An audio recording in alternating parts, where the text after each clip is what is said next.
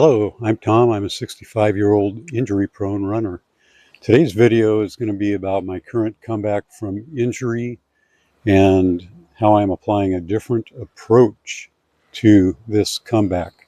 An approach that I think is more positive, better for my mental and emotional and psychological well-being.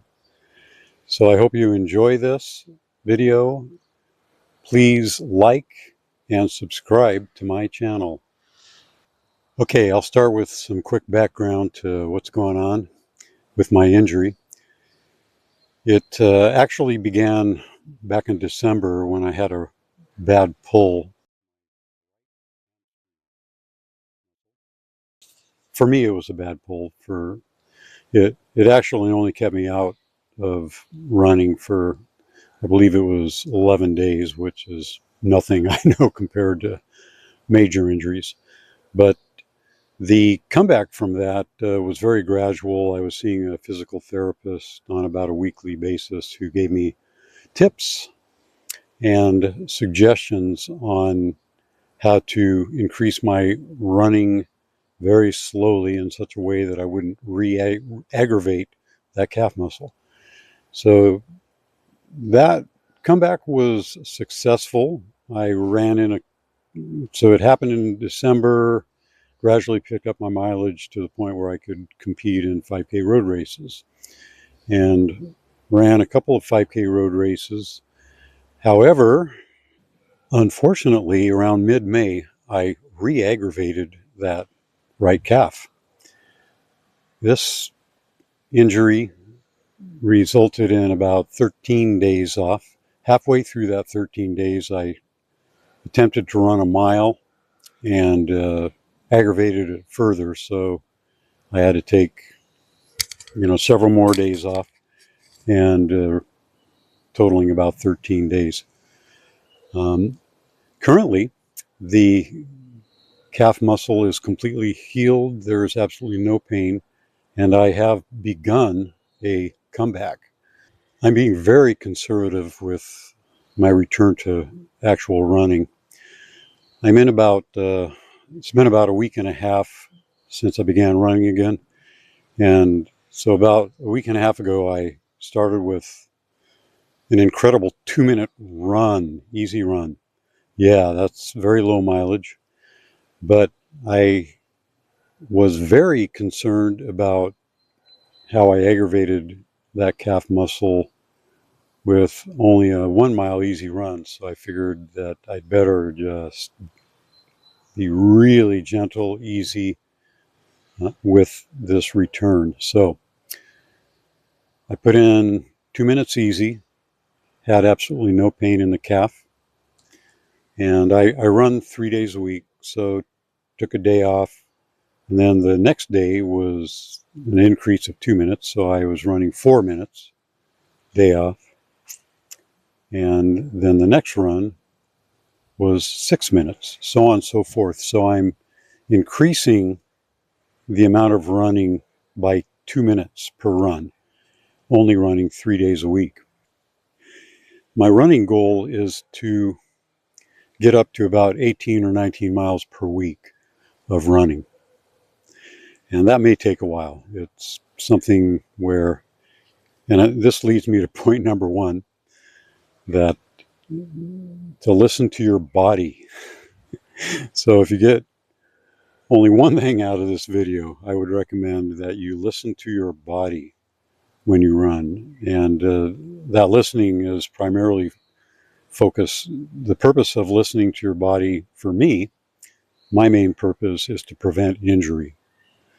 So that can be very tricky, but it's something I recommend. So I'm listening to my body, gradually increasing the miles, and about like 2 minutes per run until I reach a 6 mile run.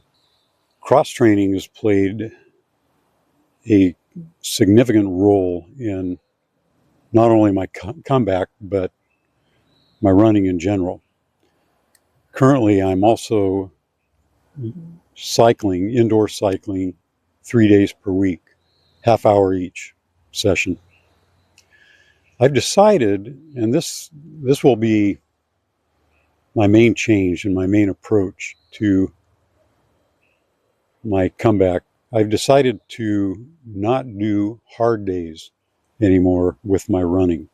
For a while, I was doing the 80-20 rule, where 20% of your running should be hard, 80% easy aerobic, and that would be optimal for running fast times in your various races, whether it be 5K, 10K, half marathon, marathon.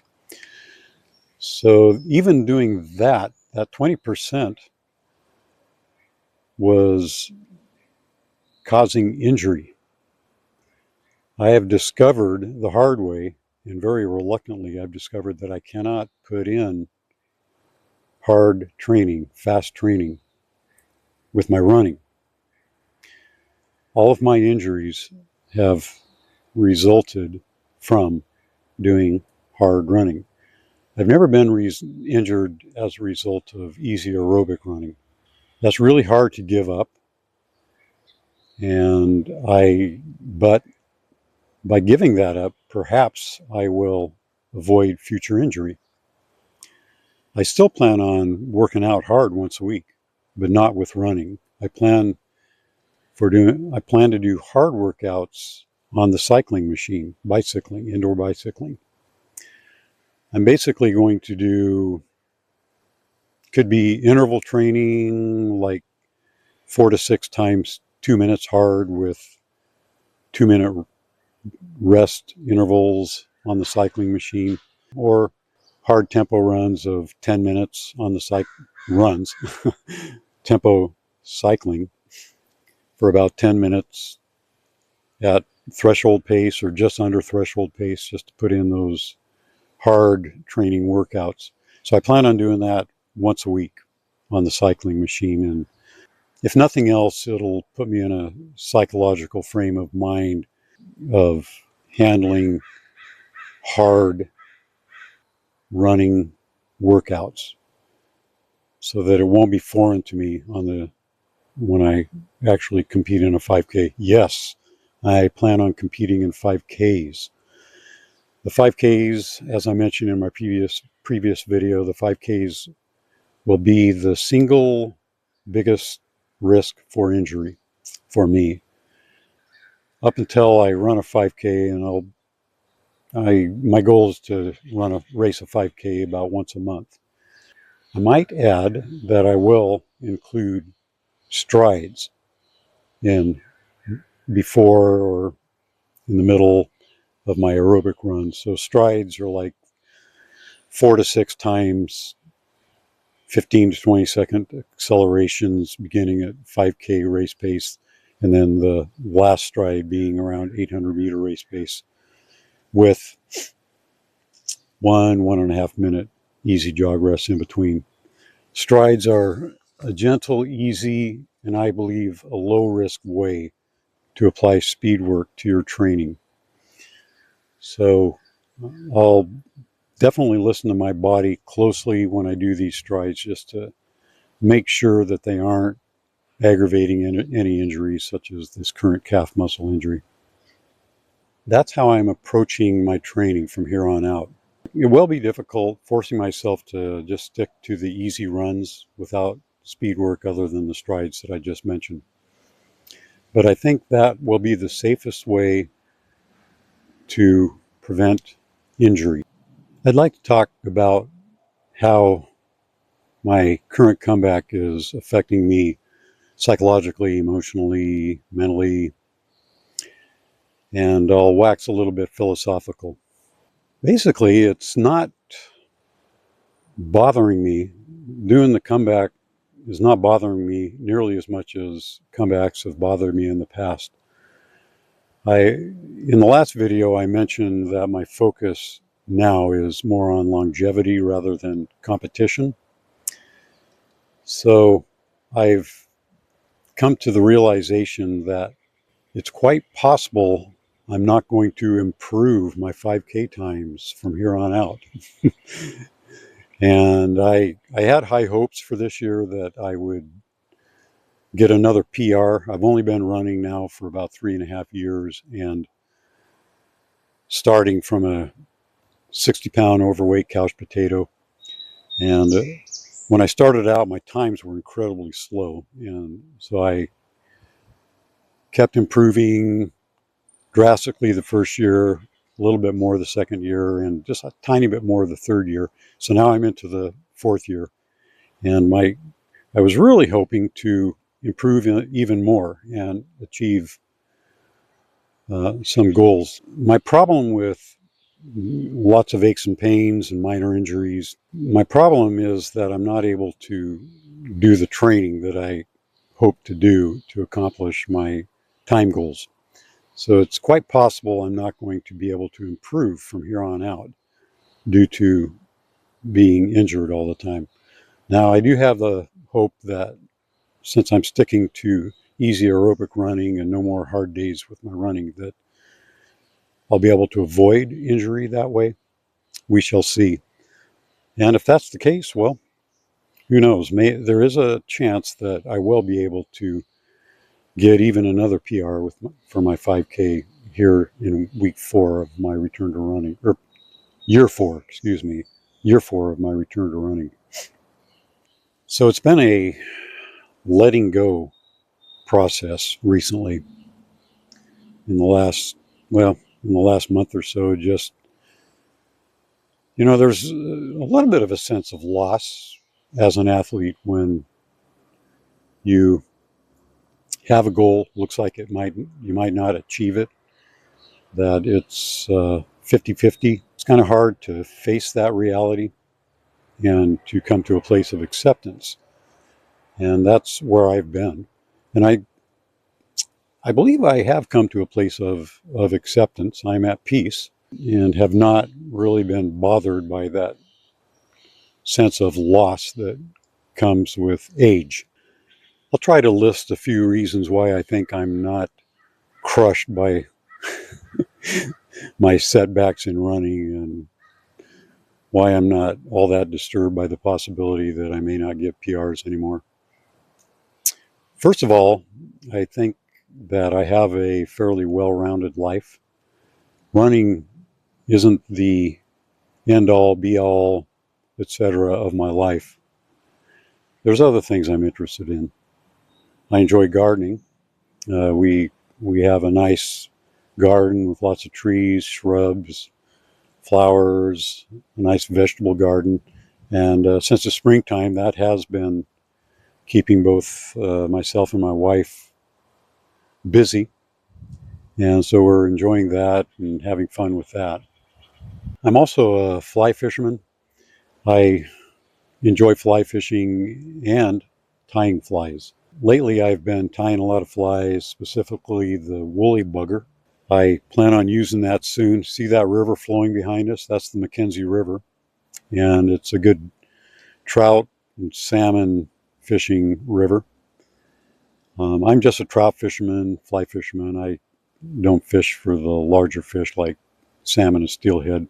Yeah, there's also steelhead in the Mackenzie. So there's that as well. I think that keeps me occupied as well. I'm also involved with my church. I co-lead a small group at my church. That keeps me busy a little bit. A little bit of prep time involved, as well as meeting once a week, which just happens to be tonight. And that keeps me busy as well.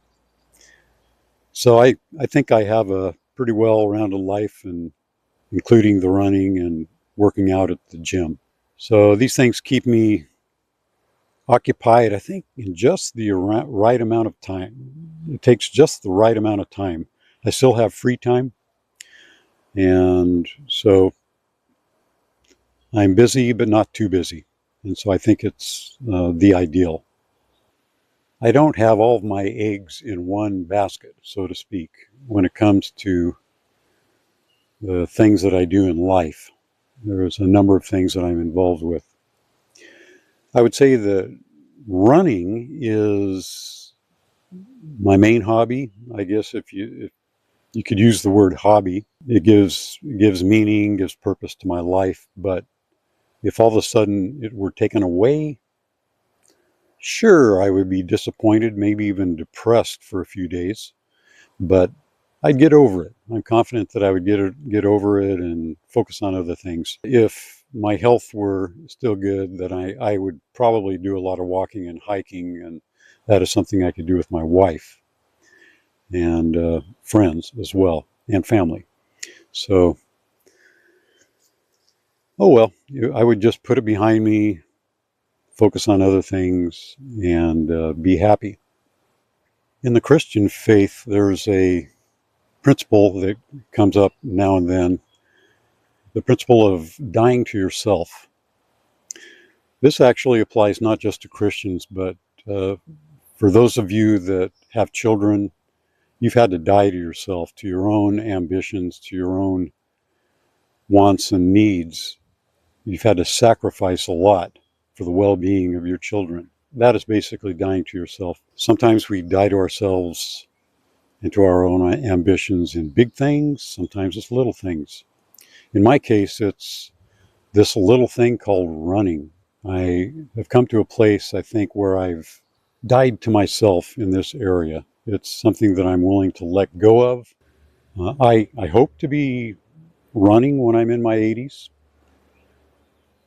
I think by approaching having a full philosophy of longevity with my running rather than trying to be competitive and maximize my performance, that'll increase my chances of possibly running clear into my 80s. But if that doesn't happen, if I have to give it up much sooner than that, well, hey, I've died to that idea. Maybe not completely. It's sometimes we have to die a little bit a little bit at a time, to give up our ambitions a little bit at a time. But I think I'm at a place now where I can do that and be happy and satisfied with life. I hope you've enjoyed this video. Again, if you have, please like and subscribe and come back and keep watching. Thank you.